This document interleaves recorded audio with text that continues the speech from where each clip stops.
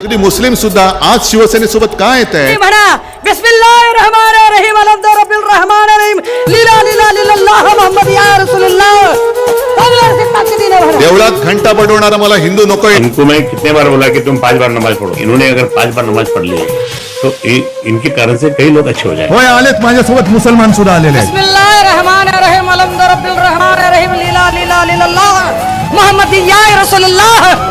यह आयत जिस इस्लाम ने कही थी उस इस्लाम ने कहा था कि सच्चा मुसलमान वो होता है जो दिन में 5 बार की नमाज अदा करता है. अरे माझ्या इथल्या माझ्या देशावरती प्रेम करणाऱ्या मुसलमानांनी मला कुराण दिलंय. ते जय श्रीराम म्हणतात ना, आम्ही त्यांना हरामखोरपणा म्हणतो. घुसटलेले विचारसरणीचे आहेत ना, गोमूत्रधारी हिंदुत्ववादी. खरं सांगायचं म्हणजे जरा विचार करा, आपला नक्की शत्रू कोण?